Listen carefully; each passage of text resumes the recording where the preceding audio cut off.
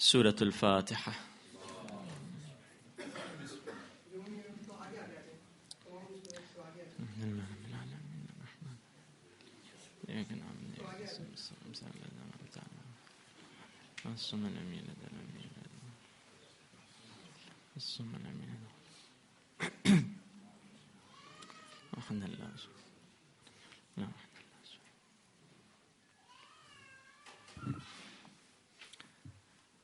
اعوذ باللہ من الشیطان اللعین الرجیم. بسم اللہ الرحمن الرحیم. الحمد للہ رب العالمین. الحمد للہ کما هو اہلہ والصلاة والسلام على سید المرسلین وخاتم النبیین ابی القاسم محمد.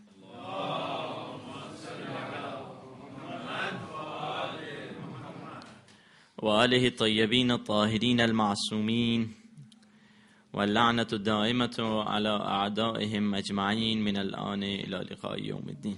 دعاء سرکار امام زمان. بسم الله الرحمن الرحيم. اللهم كل وليك الحجة ابن الحسن صلواتك عليه وعلى آبائه في هذه الساعة وفي كل ساعة وليا وحافظا وقائدا وناصرا ودليلا وعينا حتى تسكنه أرضك توعا وتمتعه فيها طويلا برحمتك يا أرحم الراحمين. صلوات پر جب محمد علیہ.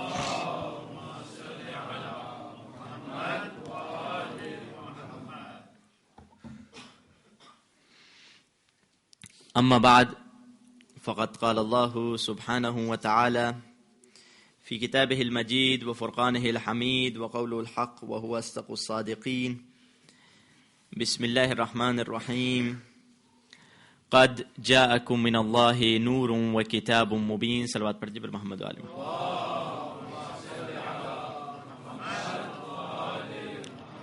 عزیزان گران قائد محبان حیدر کرار، عزاداران مظلوم کربلا، مسلسل ہر روز گفتگو نور اور کتاب پہ ہماری چل رہی ہے. یاد رکھیے خداوند متعال نے جس طرح سورہ مائدہ میں نور کا ذکر کیا، اسی طرح سورہ اعراف میں ذکر ہوا فلما تجلی ربہ للجبل. جب خدا کے نور کی تجلی پہاڑ پر پڑی تو پہاڑ ریزہ ریزہ ہو گیا، کافر جل کر مر گئے، نبی موسیٰ بے ہوش ہو گئے. ابھی یہ کب کا واقعہ ہے؟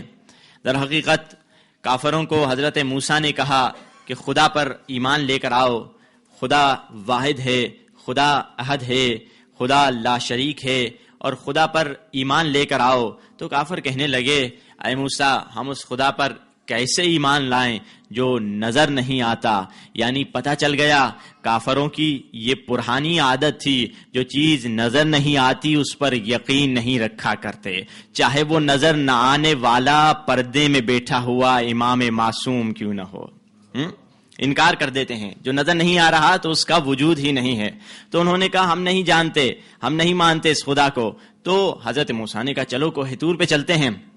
جب کوہ طور پہ چلے اور حضرت موسیٰ بھی گئے، کافر بھی گئے، اسی وقت ایک خدا کے نور کی تجلی ہوئی. ایک پہاڑ پر نور چمکا، جس نور کے چمکنے کے نتیجے میں حضرت موسیٰ نبی بے ہوش ہو گئے، یہ کافر سارے کے سارے جل کے مر گئے اور پہاڑ ریزہ ریزہ ہو گیا. اب سوال یہاں اس بات کا ہے کہ جو پہاڑ پر نور چمکا تھا وہ کس کا نور تھا؟ شاید کوئی ہمارے جیسا بندہ کہے گا کافروں کو تو خدا دیکھنا تھا اور حضرت موسیٰ بھی اسی لیے لے گئے تھے تو یہ خدا کا نور ہوگا. مگر عزیزان محترم یہ خدا کا نور ہو نہیں سکتا. کیوں؟ کیونکہ خدا ہے لامکان اور یہ نور چمکا تھا کسی مقام میں. خدا کوئی جگہ نہیں لیتا اور یہ نور چمکا تھا کسی جگہ میں، تو یہ نور خدا کا نہیں ہے. اور خدا نے خود قرآن میں کہا لیس کمثلہ شیء، خدا جیسی کوئی شے نہیں ہے. تو یہ نور کوئی شے تھی، تو یہ نور خدا کا نور نہیں ہو سکتا. اور اسی آیت میں خدا نے کہا ہے لن ترانی یا موسیٰ، اے موسیٰ تو مجھے کبھی نہیں دیکھ سکتا. اور نفی ابد کر رہا ہے خدا کہ تو مجھے کبھی نہیں دیکھ سکتا. یہ ساری باتیں بتلا رہی ہیں کہ یہ نور خدا کا نور نہیں تھا. اگر یہ نور خدا کا نہیں تھا تو پھر کس کا نور تھا؟ اب اس نور کو سمجھنے کے لیے، اس نور نور کی صفت کو تلاش کرتے ہیں. اس نور کی صفت کیا ہے؟ اس نور کی صفت یہ ہے جب یہ نور چمکتا ہے تو پتھر کو توڑ دیتا ہے, پتھر کو ریزہ ریزہ کر دیتا ہے. بس عزیزان محترم, خدا نے اسی نور کے تعارف کے لیے میرے مولا علی کی ولادت کا انتظام کعبے میں کر کے بتایا کہ یہ وہی نور تھا جو کوہ طور میں چمکا تھا. علی کا وہی نور تھا جو کوہ طور میں چمکا تھا. اور ہم صرف یہ نہیں کہتے بلکہ جلال الدین سیوطی اپنی کتاب میں لکھتے ہیں کہ جب حضور پاک سے پوچھا گیا یا رسول اللہ وہ کوہ طور پہ جو نور چمکا تھا وہ کس کا نور تھا؟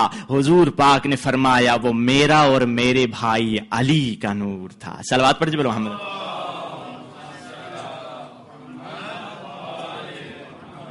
اسی لیے تو خدا نے مولا علی کی ولادت کا انتظام کعبے میں کر کے بتایا اور لوگوں کو پتا چل جائے یہ وہی سیم نور ہے جو کوہ طور پہ چمکا تھا.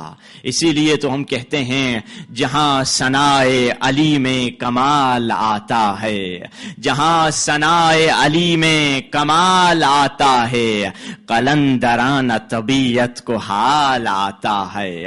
جہاں ثنائے علی میں کمال آتا ہے قلندران طبیعت کو حال آتا ہے. بتوں سے 13 رجب کو کہا یہ کعبہ نے ہٹو چلو ابو طالب کا لال آتا ہے.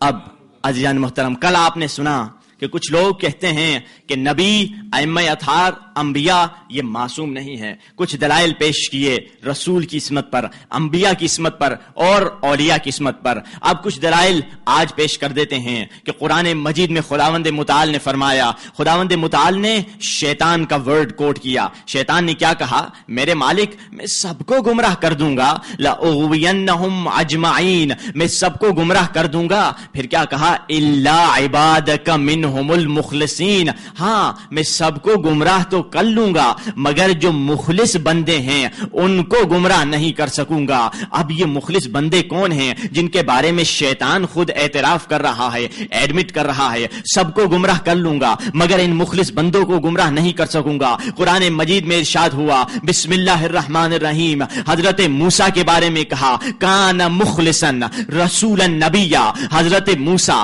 اللہ کے مخلص بندے ہیں. حضرت موسیٰ اور تمام انبیاء اللہ کے بھیجے ہوئے مخلص بندے ہیں. اور شیطان کہہ رہا ہے کہ میں مخلصوں کو گمراہ نہیں کر سکتا. یعنی عزیزان محترم, شیطان ہوتا ہوا نبی کو معصوم مان رہا ہے.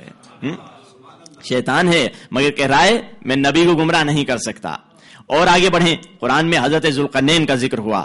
حضرت ذوالقرنین کو خدا نے کہا اما ان تعذب, اے ذوالقرنین تمہاری مرضی کہ تم لوگوں پر عذاب نازل کر دے یا لوگوں سے اچھا سلوک کر دے. یعنی خدا ذوالقرنین کو پورا اختیار دے رہا ہے. اے ذوالقرنین تم دنیا کے بادشاہ ہو اور خدا کی طرف سے تمہیں اتھارٹی ہم نے دے دی. اور مالک کیا اتھارٹی دے دی؟ مالک نے اتھارٹی دے دی. اے ذوالقرنین تمہاری مرضی, اما ان تعذب, ان لوگوں پر عذاب نازل کر دے یا ان لوگوں سے اچھا سلوک کر دے. اور حضرت ذوالقرنین نے کہا مالک جو مومن ہوں گے ان سے میں اچھا سلوک کروں گا اور جو گناہ کریں گے میں ان پر تمہاری اتھارٹی کی وجہ سے ان پر عذاب نازل کروں گا. کیسے ذوالقرنین کو خدا نے پورے اختیار دے دیے. زمین خدا کی, اختیار ذوالقرنین کو, مخلوق خدا کی, اختیار ذوالقرنین کو, خلق خدا کی, اختیار ذوالقرنین کو, حکومت خدا کی, اختیار ذوالقرنین کو خداوند متعال نے دے دیے. اور کہا ذوالقرنین تمہاری مرضی ان سے جیسا سلوک کر. کیوں؟ کیونکہ ذوالقرنین کے بارے میں خدا جانتا ہے ذوالقرنین اپنی مرضی سے کچھ نہیں کرے گا. یہ میرا بندہ ہے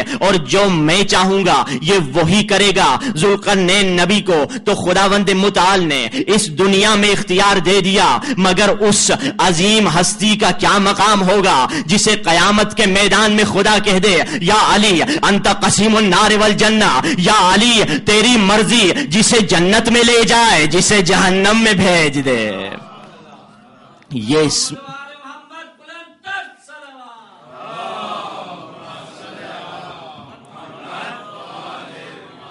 عصمت کا درجہ ہے جو نبی کو خدا نے عطا کیا. وہ تو انبیاء کی بات ہے، مولا اور ائمہ اطہار کا انبیاء سے کیا تقابل.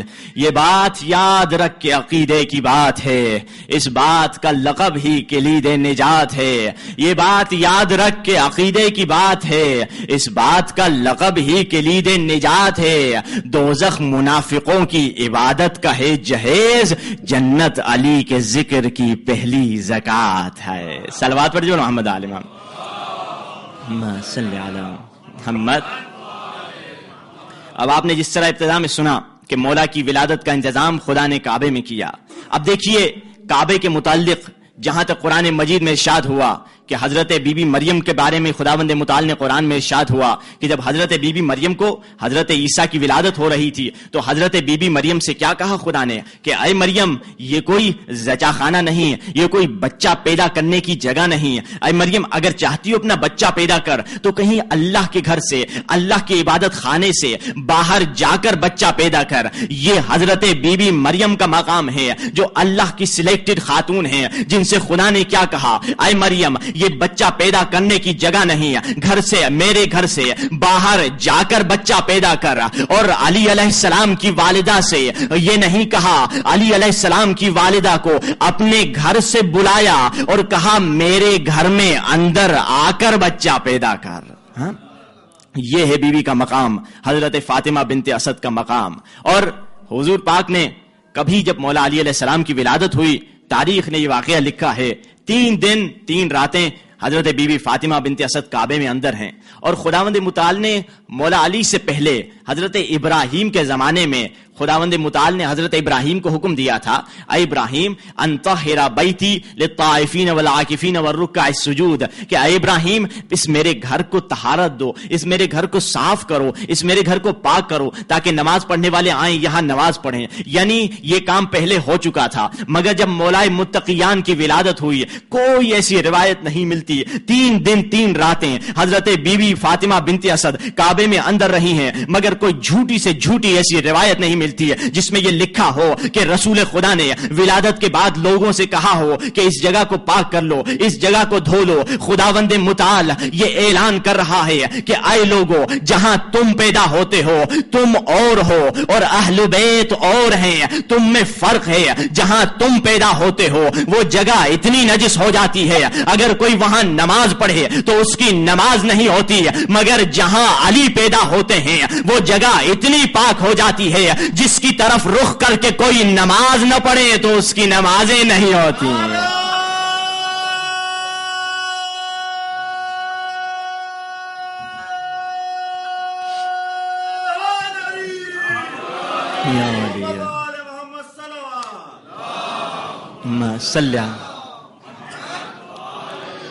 یہ ہے علی کا مقام.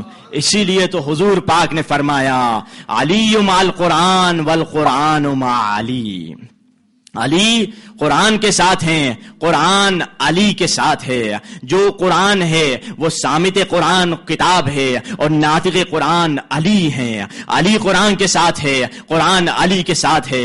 قرآن بھی طیب ہے، علی بھی طیب ہیں. قرآن بھی طاہر ہے، علی بھی طاہر ہیں. قرآن بھی پاک ہے، علی بھی پاک ہے. قرآن بھی ہادی ہے، علی بھی ہادی ہے. قرآن بھی طیب ہے، علی بھی طیب ہے.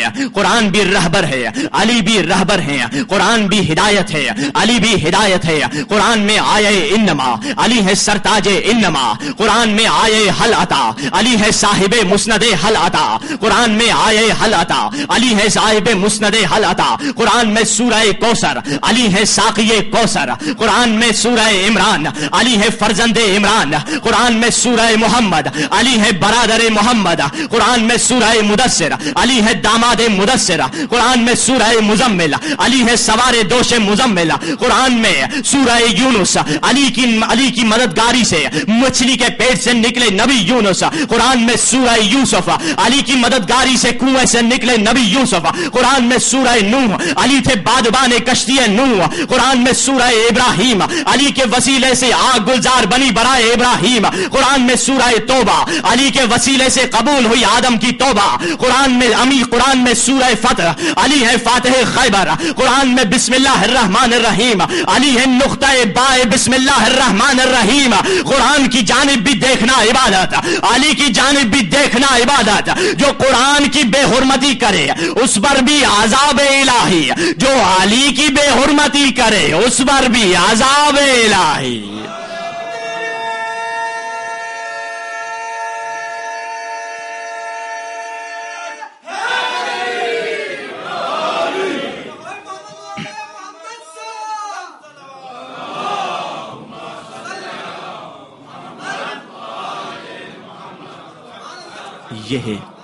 یہ ہے علی ابن ابی طالب کا مقام کہ حضور پاک نے اسی لیے تو کہا یا علی مثلک کمثل الکعبہ، یا علی تیری مثال کعبے کی طرح ہے.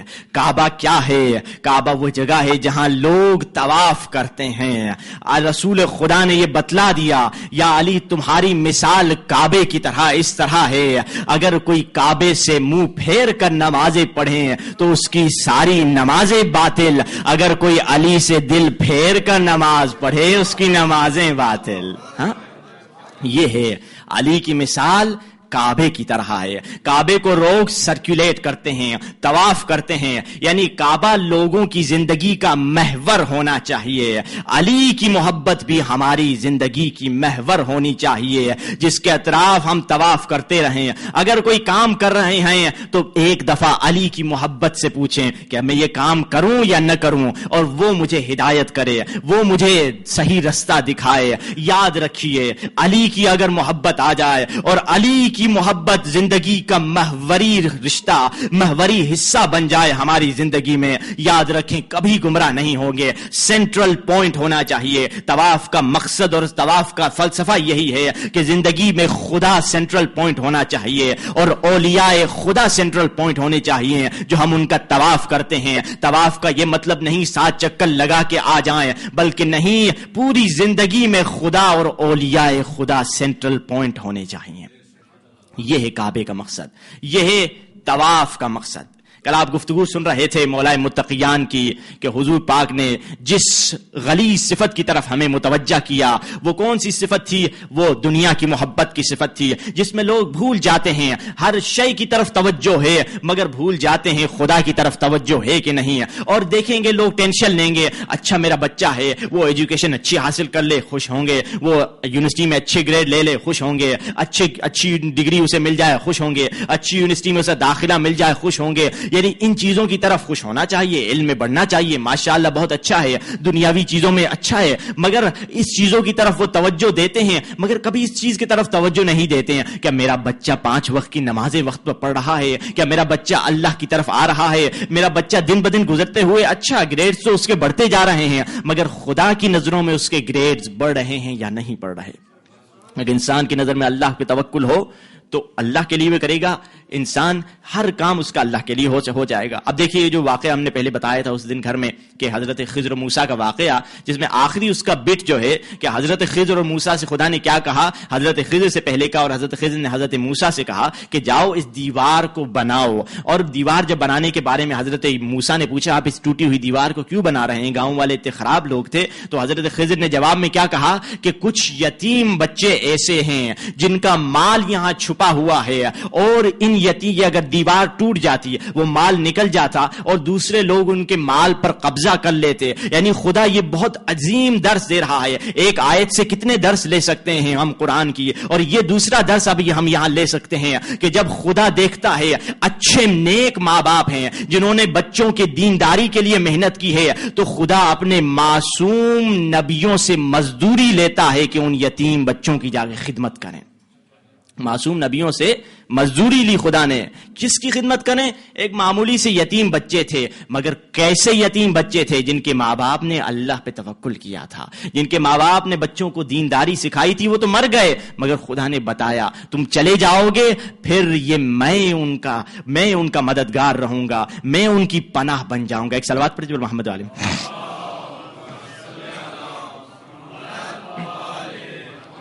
بارہ دیگر صلوات.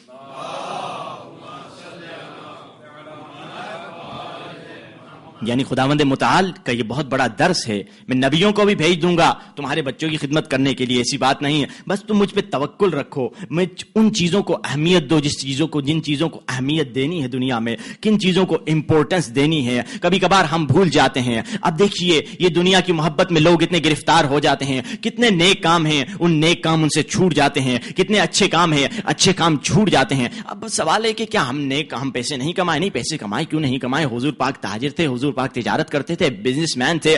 پانی کی مثال ایسے ہے جیسے سمندر کا پانی ہے، اور اس پر پیسے کی مثال ایسے ہے جس سے سمندر کا پانی ہے، اس پر کشتی چل رہی ہے. اب سمندر کے پانی پر جب تک کشتی اوپر چلتی رہے گی کوئی نقصان نہیں ہے، لاکھوں سال تیرتی رہے کشتی تیرتی رہے گی، کوئی نقصان نہیں ہے. مگر اگر اسی کشتی میں سوراخ ہو جائے اور سمندر کا پانی اندر داخل ہو جائے، کشتی ڈوب جائے گی. اسی طرح پیسہ ہے، اگر ہمارا دل پیسے کے اوپر ہے تو ٹھیک ہے، مگر اس دل میں اگر پیسے کی محبت اندر داخل ہو گئی تو انسان کو تباہ و برباد کر لے گی. انسان کماتا رہے. حضرت بی بی خدیجہ بڑی معروف اور بڑی دولت مند شخصیت تھیں مکہ کی، اور حضور پاک بھی تجارت کیا کرتے تھے. مگر انسان جب پیسے پر سوار نہیں، پیسہ کبھی کبھار اس پر سوار ہو جاتا ہے. پھر وہ ہو جاتا ہے سواری، اور کس کی سواری اٹھا رہا ہوتا ہے؟ اپنے مال، اپنی دنیا، اپنے بچے، اپنی بیوی، کوئی بھی چیز جو اسے اللہ سے ڈیویٹ کرے، کوئی بھی چیز جو اسے اللہ سے دور کر دے، اس کو اٹھا رہا ہوتا ہے. اس کے بجائے کہ اس پر سواری لے. مثال کے طور پہ اگر کوئی گدھے کو اٹھانے کے بجائے، گدھے پر سوار ہونے کے بجائے گدھے کو اٹھانا شروع ہو جائے، لوگ کہیں گے یہ کیسا انسان ہے. ہر چیز کی ایک جگہ ہوتی ہے. جوتے کو اگر کوئی انسان چومنے لگ جائے، کہیں گے جوتا چومنے کی جگہ نہیں ہے، جوتے کی جگہ پاؤں پر ہے. ہر چیز کی جگہ ایک جگہ پر ہے. پیسے کی جگہ انسان دیکھ لے کہ کیا لمٹ ہے پیسے کی، کیا ہے. جیسے ایک مولا کا صحابی تھا، تو اس نے جب مولا کی خلافت کا دور نہیں تھا، آیا مولا کے پاس، دیکھا، اسے بڑا دکھ ہوا. لوگوں نے مولا کا حق غصب کر دیا. اب مولا خلیفہ نہیں ہے، کیسا چھوٹا سا گھر ہے، مولا چتیاں لگائے ہوئے جوتے پہن رہے ہیں، سادے کپڑے پہن رہے ہیں. اسے بڑا دکھ ہوا، اور یہ دکھ میں لے کر چلا گیا.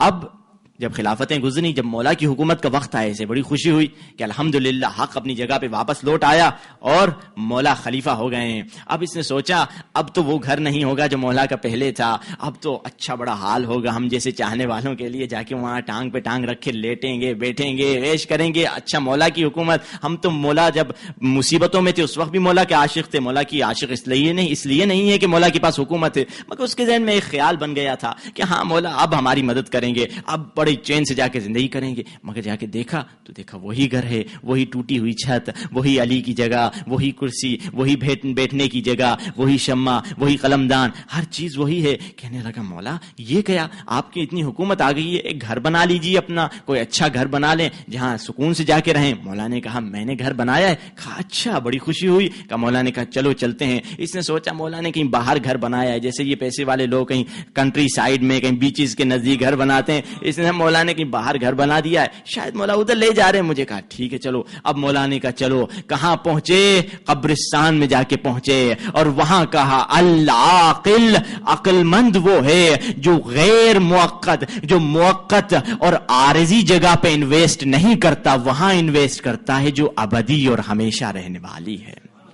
وہاں میں نے انویسٹ کی ہے، میں نے آخرت میں گھر بنایا ہے، میں نے اس جگہ گھر بنایا ہے جو ہمیشہ رہے گا، جو فانی نہیں ہے، جو ابدی ہے، جو ہمیشہ رہنے والا ہے. تو اس طرح امام نے اس کی مینٹلٹی ٹھیک کی کہ اگر دنیا میں غربت میں رہے تو کیا ہوا، اگر دنیا میں پریشانی میں رہے تو کیا ہوا. بس اسے انسان کو یقین ہونا چاہیے میرا ایمان سلامت ہے، میرا دین سلامت ہے. پریشانیاں تو ہر انسان کی زندگی میں ہوتی ہے. ایک صلوات پڑھ جبل محمد علیہ.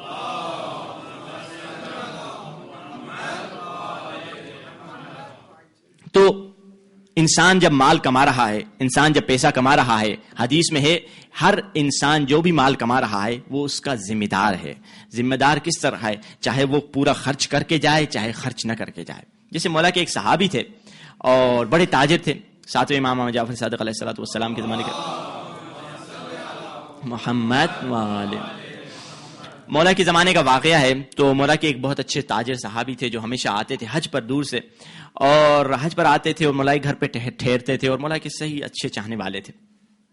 تو انہوں نے کیا کیا، ایک مرتبہ حج پر آئے، ہمیشہ مولا کے گھر پہ ٹھہرتے تھے. انہوں نے کہا کہ مولا آپ کو ہم زحمت دیتے ہیں ہر دفعہ، اس دفعہ یہ پیسے میرے لے لیجئے اور میرے لیے گھر آپ یہاں پہ آپ بہتر جانتے ہیں مدینے کے حالات، میرے لیے گھر خرید لیجیے، اگلی دفعہ جب میں آؤں گا تو پھر اس گھر میں جا کے رہوں گا، اس کے بجائے کہ آپ کو زحمت مولانا لے گا ٹھیک ہے گھر لے، آپ پیسے لے لیے مولا نے، اور مولا نے وہ پیسے لے کے شروع کر دیا غریبوں کو دینا شروع کر دیا، یتیموں کو دینا شروع کر دیا، مسکینوں کو دینا شروع کر دیا، بیواؤں کو دینا شروع کر دیا۔ تو اب وہ شخص واپس آیا، مولا نے مولا سے پوچھا، دوسرے سال واپس آیا اور مولا سے پوچھا مولا کیا آپ نے وہ ہمارے لیے گھر لیا ہے، ہم آپ کو زحمت نہیں دیں، اپنے گھر میں جا کے لیں۔ مولا نے کہا ہاں تمہارے لیے بڑا عظیم ہم نے گھر لیا ہے۔ مولا اس کی سند دکھائی دیجیے، اس کے ڈاکیومنٹس ہمیں دے دیجیے۔ اب مولا نے ایک کاغذ نکالا جس میں لکھا ہوا تھا کہ امام وقت دستخط کر کے دے رہے ہیں تمہارے لیے ہم نے جنت میں گھر خرید لیا۔ اس نے بس دیکھا، آنکھوں پہ لگایا، چوما اور وہ کاغذ لے کے چلا گیا۔ بس اگلے سال گیا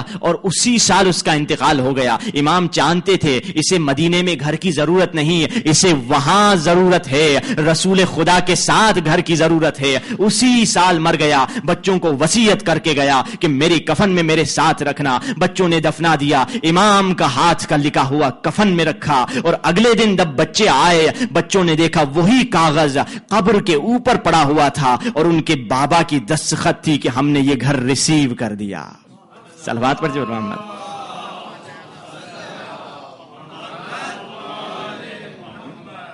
اگر انسان ایسی انویسٹمنٹ کرے تو اس وقت انسان دیکھے گا، اس وقت انسان کو کوئی پریشانی نہیں ہوگی کہ میں اگر مر بھی گیا تو انشاءاللہ الحمدللہ وہاں میرے لیے گھر موجود ہے۔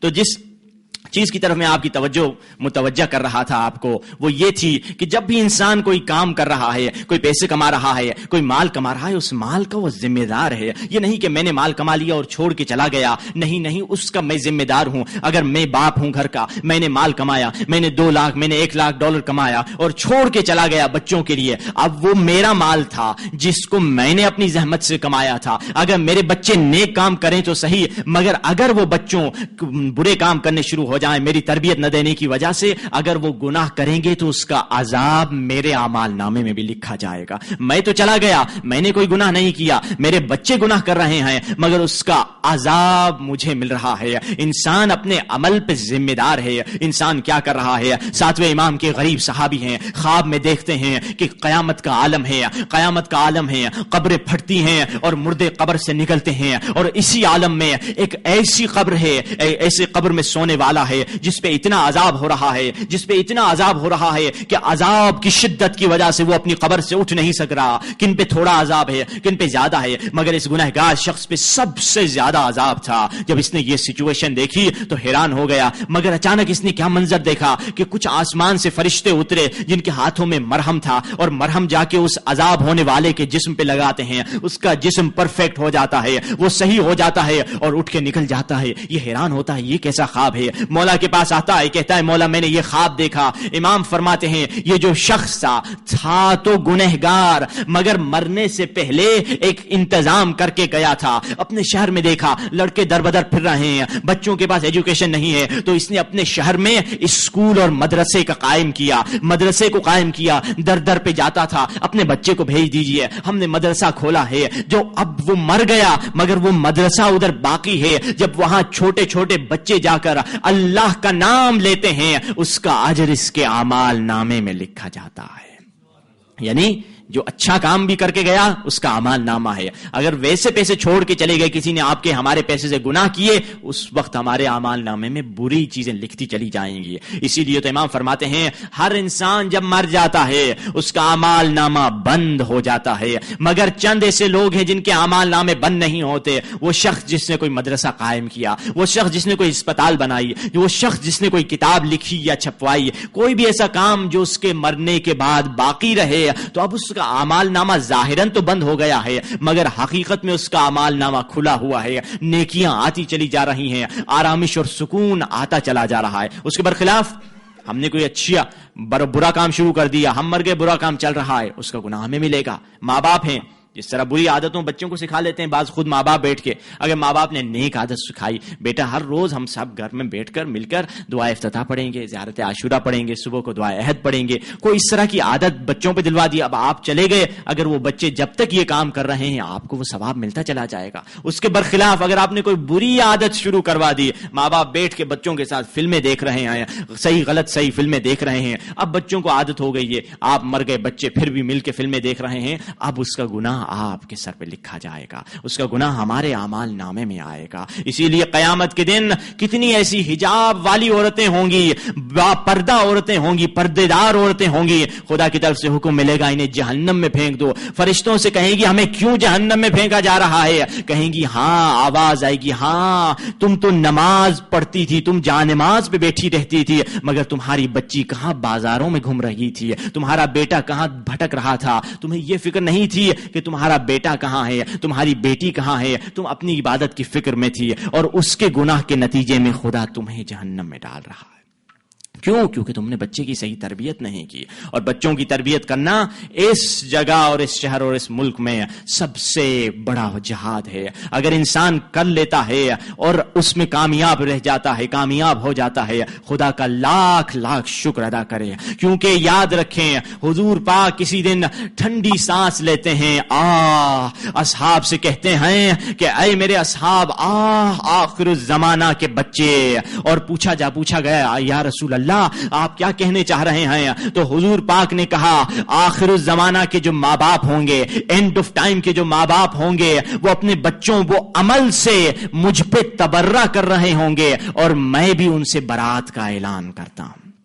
اللہ اکبر، زندگی پوری عشق نبی میں گزری، اور نبی کہہ رہے ہیں کہ وہ لوگ عمل سے مجھ پہ لعنت بھیج رہے ہیں، اور میں بھی ان سے برات کر رہا ہوں، اعلان کر رہا ہوں۔ کیوں یا رسول اللہ؟ کیونکہ وہ اپنے اولاد کی تربیت کی طرف توجہ نہیں دیں گے۔ ہاں بچہ ہے، نوجوان ہے، جوانی میں یہ سب ہوتا رہتا ہے، ٹھیک ہے، اور بچوں کو اتنا لوز چھوڑ دیں گے، بچوں کو دینداری کی طرف نہیں لائیں گے، بچوں کو صحیح رستے کی طرف نہیں لائیں گے، اللہ کے بھیجے ہوئے آخری نبی جن کا کلمہ ہم پڑھتے ہیں وہ ہم سے تبرہ کر رہے ہوں گے، اور انسان کی بدبختی کے لیے کیا چاہیے؟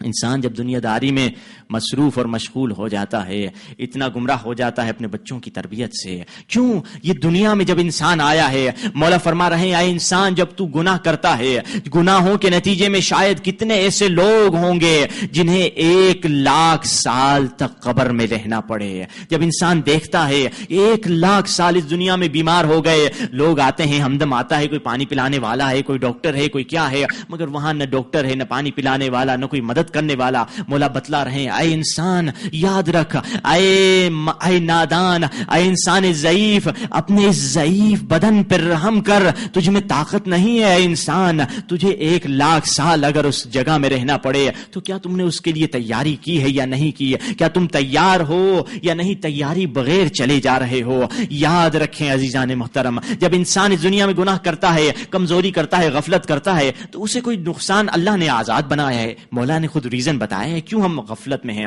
کیوں ہم گناہ کرتے ہیں اور اتنا ٹینشن نہیں لیتے، اتنا ہمیں پریشانی نہیں ہوتی۔ کیوں؟ کیونکہ اس کو لاس نہیں ہوتا، کچھ پے نہیں کرتا۔ دنیا میں اللہ نے آزاد بنایا ہے، ابھی اس کو کچھ نہیں ہو رہا۔ مثال کے طور پہ یہ تار ہے، اس پہ پلاسٹک چڑھی ہوئی ہے، اندر ایک الیکٹرک وائر ہے، ابھی اس کو میں ہاتھ لگاتا ہوں تو مجھے کچھ نہیں ہوتا۔ کیوں؟ کیونکہ اس پہ کور چڑھا ہوا ہے، یہ چھپی ہوئی ہے، اندر کرنٹ ہے، مگر اگر یہ کور ہٹ جائے اور اس وقت میں ہاتھ لگاؤں تو میرا ہاتھ جلنے شروع ہو جائے گا۔ یہ جسم ایک کور کی مانند ہے، ابھی انسان گناہ کرتا چلا جا رہا ہے، ابھی اسے پتا نہیں چل رہا، مگر جیسے یہ روح اس جسم سے نکلے گی اس وقت وہ ساری غلاظتیں نکل جائیں گی، پھر وہ قبر میں سانپوں اور بچھوؤں کی شکل میں آ جائیں گی۔ پھر وہ انسان جو گنہگار ہوگا، کچھ ایسے گنہگار بھی ہوں گے جن کے لیے قبر میں 70 عذاب کے دروازے کھلیں گے۔ ایک عذاب سے سانپ اور بچھو آ رہے ہیں، ایک دروازے سے آگ آ رہی ہے، ایک دروازے سے کوئی اور مخلوق آ رہی ہے، ایک دروازے سے کوئی اور اللہ کا عذاب آ رہا ہے۔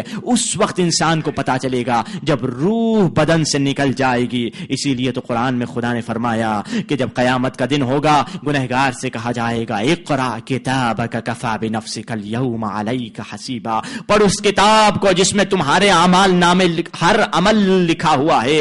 پڑھ اس کتاب کو جو تمہارے ایکشنز سارے جس میں ہیں. اور جب وہ پڑھے گا کہے گا ما لہذا الکتاب لا یغادر صغیرا ولا کبیرا. یہ کیسی کتاب ہے جس نے نہ میرا چھوٹا گناہ چھوڑا ہے نہ میرا بڑا گناہ چھوڑا ہے. میری زندگی کا ہر عمل لکھ دیا ہے.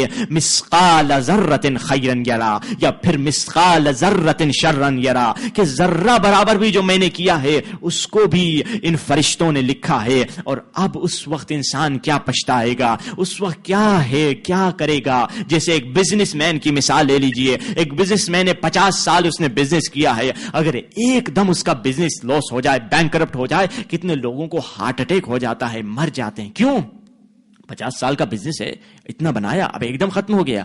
اچھا 50 سال کا بزنس جب ایک دم ختم ہو جاتا ہے انسان کو ہارٹ اٹیک ہو جاتا ہے. جبکہ وہ بندہ بوڑھا صحیح مگر پھر سے تو اسٹارٹ کر سکتا ہے, پھر سے اپنے بزنس کو آغاز کر سکتا ہے. مگر کہتا ہے اتنی محنت میں نے کی, اب ختم ہو گیا. اگرچہ اللہ نے اسے زندگی دی ہے, شاید پھر سے اتنا کامیاب ہو جائے, مگر ہارٹ اٹیک میں مر جاتا ہے. قیامت کے دن جب انسان سوچے گا کہ سب وہ زندگی ختم ہو گئی, ساری فرصتیں ختم ہو گئیں, جتنی محنت تھی ختم ہو گئی, اب اس وقت اس انسان کا کیا حالت ہوگی. اس وقت انسان پچھتانے کا بھی کوئی فائدہ نہیں, پلٹ بھی نہیں جا سکتا, کہیں کچھ نہیں کر سکتا. اس وقت انسان کا کیا حال ہوگا. اسی لیے تو قرآن نے فرمایا یوم یعض الظالم علی یدیہ, کہ ظالم اور گنہگار اپنے ہاتھوں کو کاٹے گا کہ کاش میں بہتر ہوتا, کاش میں توبہ کر کے آ جاتا. جب انسان اس دنیا میں اس دنیا کی مثال لینے تھوڑی ناکامی ہو جاتی ہے کتنا گھبرا جاتا ہے, مگر آخرت کی ناکامی میں پلٹنے کا کوئی راستہ نہیں. ایک سلوات پڑھ دیجیے محمد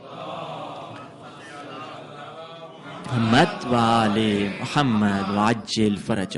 جب انسان کے دل میں خوف خدا آ جائے, حضور پاک بشیر بھی ہیں نذیر بھی ہیں, جب خوف خدا انسان کے دل میں آ جائے پھر انسان گناہ کی طرف نہیں جائے گا, پھر انسان سنبھلے گا. ہاں گناہ ہو تو جائیں تو ہو جائیں, مگر اس کے بعد گناہ نہیں, گناہ کے بعد توبہ کی دروازے کی طرف آئے گا.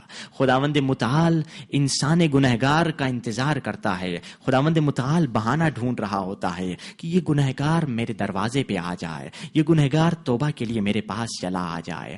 حضرت ابراہیم کا واقعہ ہے. حضرت ابراہیم خلیل اللہ تھے. وہ نبی تھے جن کے بارے میں کہا جاتا ہے کہ ایسے نبی جو کبھی مہمان کے بغیر کھانا نہیں کھاتے تھے, ہمیشہ مہمان کا انتظار کرتے تھے. کسی دن اللہ کے نبی نے مہمان تلاش کیا مگر مہمان کوئی نہیں ملا, باہر نکل گئے مہمان کی تلاش کے لیے. اور سڑک سے ایک بوڑھا نظر آیا, بوڑھے کو کہا میرا مہمان بن جاؤ. بوڑھا مہمان بن گیا اور کہا بسم اللہ کر کے کھاؤ. بوڑھے نے کہا میں نہ تیرے خدا کو مانتا ہوں نہ میں تیرے خدا کو جانتا ہوں. تو حضرت ابراہیم نے کہا میں بھی ایسا مہمان پسند نہیں کرتا. بوڑھا اٹھ کر چلا گیا. بس بوڑھے کا جانا تھا یا وحی نازل ہوئی, ابراہیم تم نے کیا کر دیا, ابراہیم تم نے کیا کر دیا. مالک وہ کافر تھا, میں نے اسے سفرے سے ہٹا دیا. خدا کی آواز ہے ابراہیم وہ کافر تھا تو کیا ہوا, بچپنے سے لے کر 70 برس کی عمر تک ہر روز میں اسے رزق دیتا رہا. آج ایک وقت کے کھانے کو میں نے تمہارے حوالے کر دیا تھا, تم نے اسے نہیں رزق دیا.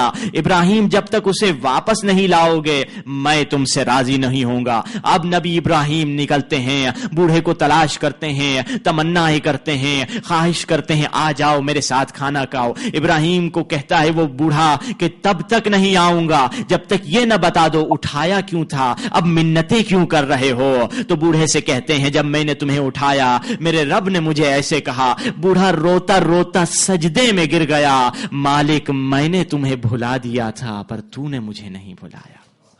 اللہ اکبر, اللہ کو ہم بھلا دیتے ہیں. کیف انساک ولم تزل ذاکری, مالک میں کیسے تمہیں بھلاؤں جبکہ تو ہمیشہ میرا ذاکر ہے, تو ہمیشہ میرا ذکر کر رہا ہے, تو ہمیشہ مجھے یادوں میں ہے, تو مجھے بھلاتا نہیں. یہی امام فرماتے ہیں, چوتھے امام فرماتے ہیں الہی انت الذی فتحت بابا وسمیتہ توبہ, اے خدا تو نے ہی ایک دروازہ کھولا ہے جس کا نام توبہ رکھا رکھا ہے. وَقُلْتَ تُوبُوا إِلَى اللَّهِ تَوْبَةً نَصُوحًا, اور تو نے کہا اللہ کی بارگاہ میں سچی توبہ کر دو. فَمَا عُذْرَ مَن لَمْ يَدْخِلْ, اے خدا بتا دے وہ بندہ کیا بہانہ لے کر آئے گا جو اس دروازے سے اندر داخل نہیں ہوا, جبکہ تو نے اسے زندگی دی, جبکہ تو نے ہر فرصت اسے عطا کی. اب قیامت کے دن وہ کیا عذر اور کیا بہانہ لے کر آئے گا؟ اللہ نے تمہارے لیے توبہ کا دروازہ ہمیشہ کے لیے کھولے رکھا تھا.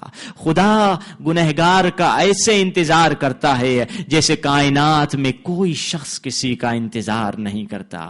اے عزیزو, یہ وہ رات ہے جس رات میں ہم حسین ابن علی کی سفینہ, حسین ابن علی کی کشتی پہ سوار ہو کے نجات کی طرف جاتے ہیں. یاد رکھو خدا کا نام صریخ المستصرخین ہے. اے چیخنے والوں کی آواز سننے والے, آج وہ رات ہے جس میں اپنے گناہوں پہ بھی چیخ چیخ کے رونا ہے, اور رباب کے ننے سے علی اصغر پہ بھی چیخ چیخ کے رونا ہے. ہاں آزادارو, یہ وہ رات ہے جس رات میں مولا حسین ایک رات کے مہمان ہیں. حسین ابن علی ایک رات کے مہمان ہیں, اور عزادارو ہم جمع ہوئے ہیں آج کی رات حسین کو اصغر کا پرسہ دیں. آج کی رات شہیدوں کی رات ہے.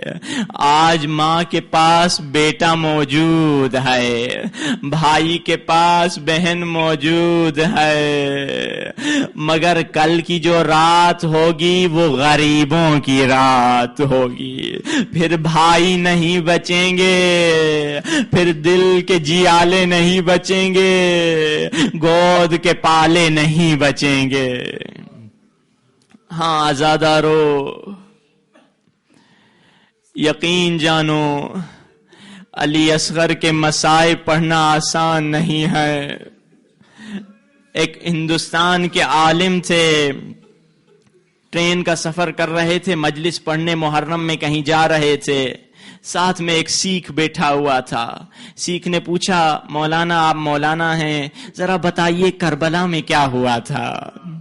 اب اس عالم نے ایک ایک کر کے شہادت بیان کی. شہزادہ علی اکبر کی شہادت بیان کی, قاسم کی شہادت بیان کی. اب یہ مولانا کہتے ہیں جب میں علی اصغر کی شہادت پہ پہنچا یہ سیخ روتا روتا کھڑا ہو گیا. بس کیجئے مولانا, بس کیجئے, 6 ماہ کا بچہ اور اتنے ظلم. ہاں عزیزو, اسی لیے تو جب قید سے رہا ہو کر اہل حرم, جب حسینی قافلہ قید سے رہا ہو کر چہلم منانے کربلا آئے تو کربلا میں بہت ماتم کیا. 3 دن ماتم و گریہ ہوا. امام سجاد نے کہا پپھی وطن واپس چلیں. امام کا حکم تھا, سب تیار ہو گئے. ساری بیویوں کو بی بی زینب نے اماری پہ سوار کیا اور سب کو سوار کیا. اب بیویوں سب سوار ہو گئیں, بی بی زینب بھی سوار ہو گئیں. سوچا کہ میں پلٹ کر آخری سلام اپنے بھائی کو کہہ دوں. پردہ ہٹایا, پلٹ کے کیا دیکھا, بھائی کی قبر سے لپٹی ہوئی ایک خاتون رو رہی ہے. کہا سجاد میری اونٹنی کو بٹھا دے, بٹھا دے, میں دیکھوں یہ کون ہے جو میرے بھائی کی قبر پہ رو رہی ہے. دوڑتی ہوئی گئی, کہا اے بی بی آپ کون ہیں. اب جو سر اٹھایا کہا میں حسین کی کنیز ام رباب. کہا بھابی کیا مدینہ نہیں چلنا. کہا بی بی مدینے میں میرا کیا ہے, اللہ نے مجھے 2 نعمتیں دی تھی. ایک بیٹی شام میں مر گئی, ایک ننھا سا علی اصغر کربلا میں شہید ہو گیا. میں مدینے نہیں آؤں گی, میں اپنے مولا کی قدموں پہ روتی رہوں گی, یہیں دفن ہو جاؤں گی. اسی لیے تو کچھ روایتوں میں ملتا ہے کہ ام رباب بی بی کربلا میں ٹھہر گئی تھی، نہیں آئیں، مگر مشہور روایتوں میں ملتا ہے کہ یہ بی بی کربلا آئیں۔ جب کربلا اسیروں کا قافلہ پہنچا تو ننھی سی سغرا ساری بیبیوں کی گودوں کو ڈھونڈ رہی تھی۔ کہا سغرا کیا ڈھونڈ رہی ہو؟ کہا ننھا سا علی اصغر ڈھونڈ رہی ہو۔ سغرا یہ سوچ ہی نہیں سکتی تھی کہ شاید علی اصغر بھی مر جائیں۔ سغرا نہیں تلاش کر پائی اپنے علی اصغر کو۔ اب ازادارو، یہ ایسا غم ہے سادات کا کہ سادات کے آنسو تھمتے نہیں۔ مولا امام زین العابدین نے جب منحال کو دیکھا، پہلا سوال کیا کیا؟ منحال ذرا بتانا مختار نے ہرملا سے کیا کیا؟ مولا کربلا میں اتنے قاتل تھے، ہرملا کا کیوں پوچھ رہے؟ ہرملا نے میرا ننھا بھائی مجھ سے چھین لیا، اس لیے پوچھ رہا ہوں۔ اور جب مختار کی خبر پہنچی حسین کے قاتلوں سے، مختار نے انتقام لیا۔ اب مولا آئے کہاں آئے؟ بی بی ام رباب کے پاس۔ یہ بی بی ام رباب کے لیے خاص مشہور ہے کہ کربلا کے بعد کبھی سائے میں نہیں بیٹھی، کبھی ٹھنڈا پانی نہیں پیا، صبح کو دھوپ میں بیٹھ جاتی تھی، شام تک ماتم اور گریہ کرتی تھی۔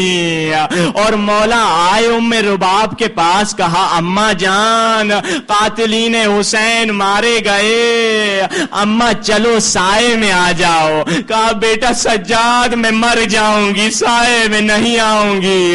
مگر جب امام نے حکم دیا، امام نے بلایا زینب، پپھی زینب آؤ ذرا اماں کو سہارا دیں۔ ایک طرف سے زینب نے اٹھایا، ایک طرف سے کاندھے سے سجاد نے اٹھایا۔ اب جو سائے میں لایا، گردن ڈھلکی، آواز آئی انا للہ وَإِنَّا إِلَيْهِ رَاجِعُونَ۔ یہ وہ بی بی تھی جو کربلا کے بعد 1 برس جی سکی۔ کیسے جیے گی وہ ماں جس کا 6 مہینے کا لال اس کی نظروں کے سامنے مارا گیا؟ اے خدا، رباب کی اجڑی ہوئی گود کی تجھے قسم، یہاں سے کوئی خالی ہاتھ نہ جائے۔ آزادارو، شب شام غریب، اللہ اللہ، شب عاشورہ تھی، امام حسین خیموں میں جا رہے ہیں، دیکھ رہے ہیں۔ ایک خیمے میں جاتے کیا دیکھتے؟ زینب اون و محمد کو بٹھائے ہوئی ہے، کہتی ہے اون و محمد تمہارے نانا علی خیبر میں ایسے جنگ کرتے تھے، کل اگر شجاعت نہیں دکھائی میں دودھ نہیں بخشوں گی۔ بچے ماں کی پاؤں پہ ہاتھ رکھ کے کہتے ہیں اماں کل اجازت دلانا تمہارا کام، جان کو قربان کرنا ہمارا کام۔ حسین اور آگے بڑھتے ہیں، کیا دیکھتے ہیں؟ اکبر کی ماں اکبر کے سر کو جھولی میں لیے ہوئے ہے، ایک ہاتھ سے شمع پکڑی ہوئی ہے، ایک ہاتھ سے اکبر کے سر کے بالوں کی کنگھی دے رہی ہے۔ میرے لال مجھے جی بھر کے تجھے دیکھ لینے دے، کل یہ چہرہ خون اور خاک میں بدل جائے گا۔ حسین اور آگے بڑھے، کیا دیکھا؟ قاسم کی ماں قاسم سے کہہ رہی ہے بیٹا میرا نازک مسئلہ ہے، اگر حسن یہاں ہوتے تو مشکل نہیں تھی، میرے دودھ کی لاج رکھنا قاسم۔ حسین اور آگے بڑھے، کیا دیکھا؟ ام رباب علی اصغر کے جھولے پہ سر رکھ کے رو رہی۔ کہا کیا ہوا؟ بچہ ختم ہو گیا؟ کہا نہیں مولا، اپنے قسمت پہ رو رہی ہوں۔ آج ہر ماں اپنے بچے کو تیار کر رہی ہے، مگر مولا میرا بچہ اتنا چھوٹا ہے، خود سے چل نہیں سکتا، اور مولا دوسری چیز جو مجھے رلا رہی ہے، آپ نے کہا تھا آپ کے شہید ہونے کے بعد ہمارے ہاتھوں کو گردنوں کے پیچھے باندھا جائے گا۔ مولا اس وقت میں اپنے علی اصغر کو کیسے سنبھالوں گی؟ میرا اصغر گھوڑوں کی ٹاپوں کے نیچے آ جائے گا۔ حسین نے کہا رباب اللہ کی رحمت سے نا امید نہ ہونا، خدا مسبب الاسباب ہے، کل اگر تیرے اصغر کو اکبر سے نہ بڑھا دوں مجھے حسین نہ کہنا۔ اب حسین اور آگے بڑھے، ایک بی بی کی رونے کی آواز سنی، آگے بڑھے کیا دیکھا؟ اماں فضہ رو رہی ہے۔ کہا کیوں رو رہی ہوں؟ اپنی کہا بد نصیبی پہ رو رہی ہوں، اللہ نے مجھے کوئی بیٹا نہیں دیا۔ اکبر کی ماں اکبر کو تیار کر رہی، قاسم کی ماں قاسم کو، میری بد نصیبی میرے پاس کوئی بیٹا نہیں۔ حسین نے کہا اماں فضہ، کل اگر اکبر کی ماں اکبر کو تیار کر کے بھیجے، تم مجھے تیار کر کے بھیجنا، میری قربانی تیری طرف سے ہوگی۔ اب شب عاشور، حسین آواز دے رہے ہیں اے میرے صحابیوں، یہ فوج میرے خون کی پیاسی ہے، تم سے کوئی دشمنی نہیں، تم جانا چاہتے ہو تو چلے جاؤ، کوئی فوج میں سے نہیں اٹھا۔ حسین کہتے ہیں شاید تم سمجھ رہے ہو کہ تم اٹھ جاؤ گے تو تمہیں جنت نہیں ملے گی، میں تمہیں وعدہ دیتا ہوں تمہیں جنت بھی ملے گی، اٹھ کر چلے جاؤ۔ کوئی نہیں اٹھا۔ حسین نے کہا میں تمہاری آنکھوں میں شرم دیکھ رہا ہوں، اکبر بیٹا چراغ بجھا۔ اب جو چراغ بجھی کچھ آوازیں آنے لگیں، 5-10 منٹ کے بعد اب جو چراغ روشن ہوئی کیا دیکھا؟ بوڑھوں نے اپنے عمامے اتار کے کمر پہ باندھ دیے تاکہ جوان نظر آئے، بچے ایڑیوں کے بل کھڑے ہیں کہ بڑے نظر آئے، جوانوں نے اپنی تلواروں کے غلاف توڑ دیے۔ ایک مرتبہ حبیب آگے بڑھے، کہا مولا آپ کہتے ہیں ہم آپ کو چھوڑ دیں، مولا اگر قیامت کے میدان میں فاطمہ زہرا مجھ سے پوچھ لے میرے بچے کو جنگل میں اکیلا چھوڑ آئے، میں کیا کہوں؟ بریر ہمدانی آگے بڑھے، کہا مولا اپنے در سے کوئی بہتر در تو دکھا دے، اپنے گھر سے کوئی بہتر گھر دکھا دے۔ حسین جانتا ہوں تجھے ہماری ضرورت نہیں مگر ہمیں تمہاری ضرورت ہے، اگر ٹھوکریں مار کے بھی خود سے دور کرے گا تو پھر بھی تیرے قدموں پہ آ کے گریں گے، حسین ہمیں نہیں جانا۔ اب ایک مرتبہ عباس علمدار اٹھے، عباس حسین کے سامنے ادب میں بہت کم بولا کرتے تھے، اس دفعہ اٹھے، کہا مولا، پھر خاموش ہو گئے، کہا آقا خاموش ہو گئے، کہا امام زمانہ خاموش ہو گئے۔ اب عباس نے حسین سے کچھ نہیں کیا، کچھ نہیں کہا، عجیب کام کیا، نجف کی طرف رخ کیا، کہا بابا علی میرا بھائی حسین، میرے مولا کہتے ہیں ہم چلے جائیں، میری ماں نے مجھے لوریوں میں سنایا تھا عباس تم حسین کے محافظ ہو۔ حسین نے کہا عباس میرے بھائی ٹھیک ہے، ذرا میرے فوجیوں کی تعداد گن، میرے پاس کتنے سپاہی ہیں۔ اب عباس نے سپاہیوں کو گنا، کہا مولا 71 سپاہی ہیں، کہا عباس ذرا پھر سے گن۔ عباس سمجھ رہے شاید غلطی ہو گئی، غور سے گنا، کہا 71 ہیں۔ حسین نے کہا پھر ذرا گن کے کے دیکھ. اب عباس جب 71 پہ پہنچے، خیمے کا پردہ اٹھا، فضا علی اصغر کو ہاتھوں پہ اٹھا لائی، عباس کے سامنے رکھ دیا. بچہ ہے تو کیا ہوا، حیدر کرار کا پوتا ہے، کل یہ بھی سپاہی بنے. آزادارو، ظہر عاشور کا وقت آیا.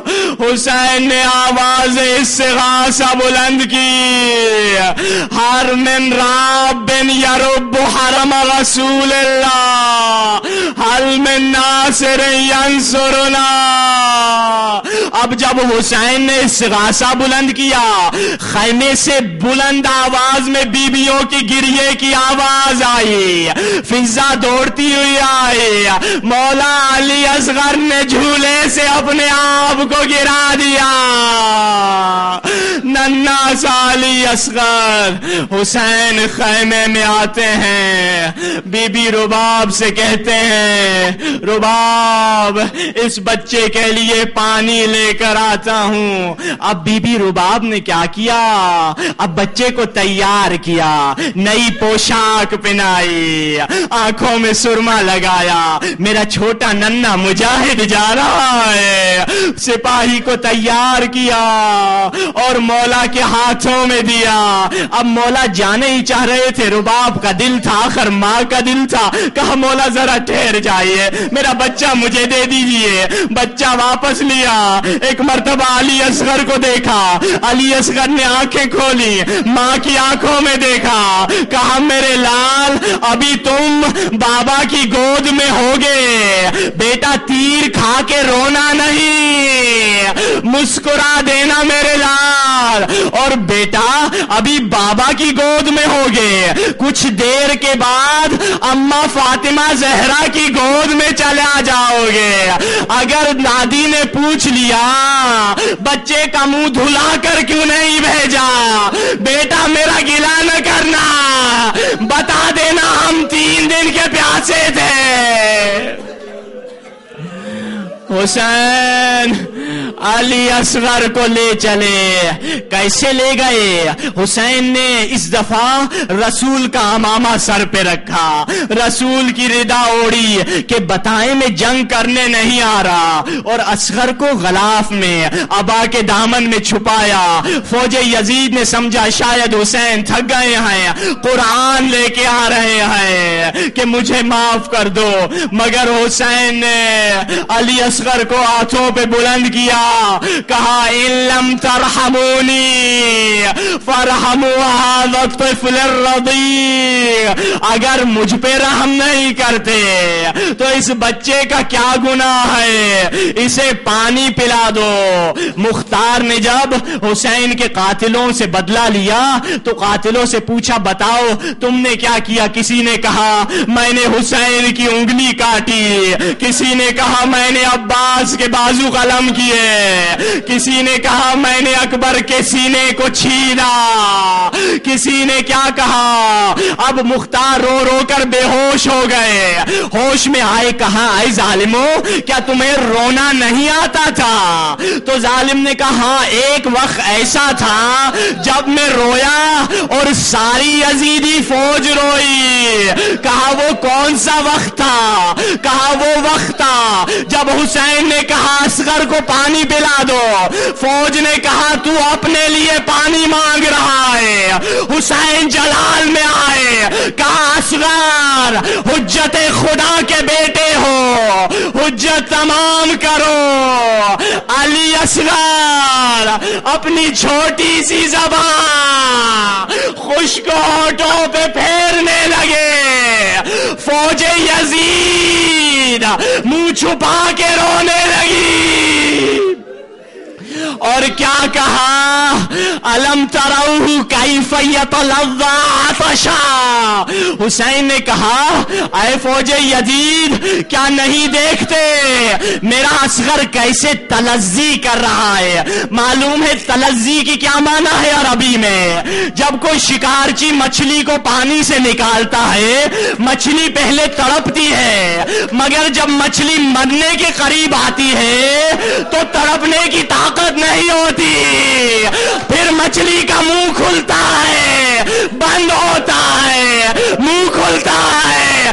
اب علی اصغر کا منہ کھلتا تھا بند ہوتا تھا.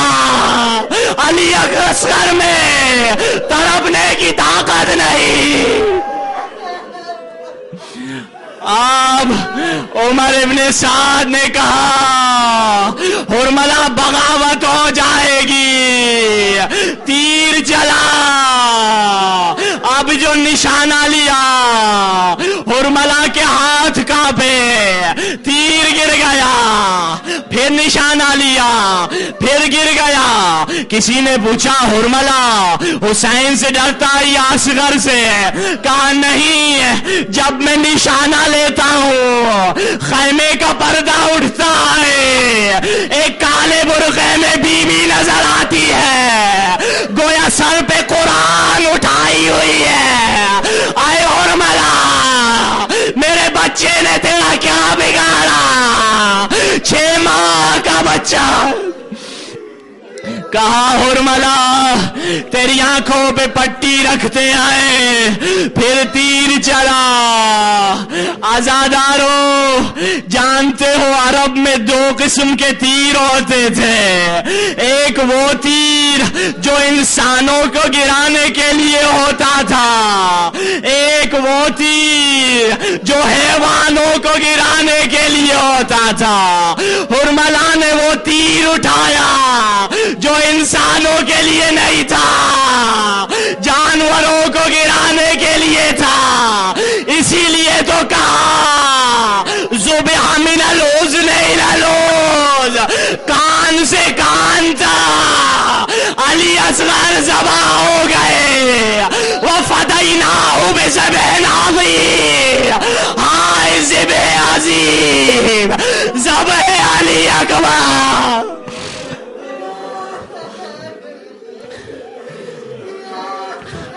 اب حسین کے ہاتھ میں علی اصغر ہے. آزادارو روتے رہو، آج رباب کی گود اجڑ گئی. اب آزادارو معلوم ہے حسین نے کسے یاد کیا؟ جب علی اصغر ہاتھوں میں تھے اکبر کو یاد نہیں کیا، قاسم کو یاد نہیں کیا، عباس کو یاد نہیں کیا. اے آزادارو تم شیعوں کو حسین نے یاد کیا. لیتکم فی یوم عاشوراء تنظرونی کیف استسقی لطفلی فابوا ان یرحمونی. اے شیعوں کاش تم سب کربلا میں ہوتے، دیکھتے کیسے میں پانی مانگ رہا اور میرے بیٹے کو کیسے پانی پلایا. ان شیعتی مہما شربتم اغب ماء فاذکرونی. اے شیعو جب بھی ٹھنڈا پانی پینا مجھے یاد کر دینا. اب حسین کہاں گئے؟ لاش اصغر کو لے گئے خیمے کی طرف. ماں کو کھڑے دیکھا، کیا جواب دوں گا ماں کو؟ اب یہ وہ مقام ہے جہاں حسین بھی رو پڑے، 7 قدم آگے بڑھے، 7 قدم پیچھے ہٹے. رضا برضا و تسلیم الامر. یہ وہ لاش تھی جو حسین خیمے میں نہ لے گئے، خیمے کے پیچھے لے گئے۔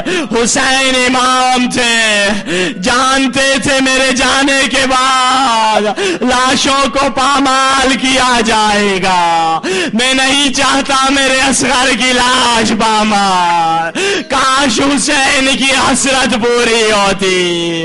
لاش کو دفن کیا، یا علی کہہ کے ذوالفقار سے چھوٹی سی قبر بنائی، قبر میں رکھا، کہا ہوگا ہائے میرا پھول، ہائے میرا پھول۔ قبر تیار ہو گئی۔ اب 11 محرم کو جب سروں کو گنا گیا، دیکھا 71 سر ہے۔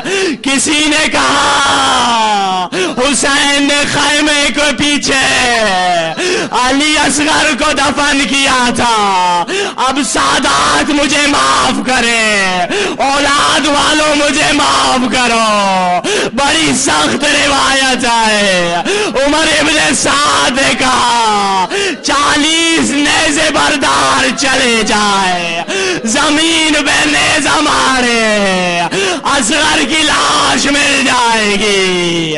ادھر سے نیزے سوار گئے، ادھر سے خیمے میں سکینہ نے قرآن اٹھا لیا۔ میرے اللہ میرے بھائی کی خیر، اب نیزے گئے، ایک نیزہ گیا، اب جو نیزہ اٹھا ننے سے علی اصغر کی لاش، سکینہ پیٹتی پپھی سے لپٹ گئی۔ پپھی میرا بھائی 2 بار شہید ہوا، ایک ہرمل کے تیر، ایک ظالم کا نیز۔